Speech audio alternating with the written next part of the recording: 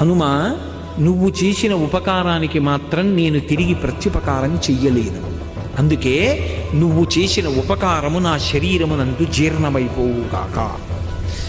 రామాయణం మొత్తం మీద భగవత్ చరిత్రలో నేను నీకు ఉపకారం చెయ్యలేను అని భగవంతుడంతటి వాడు చేతులెత్తి నిలబడి కౌగిలించుకున్నది ఎవరినో తెలుసా?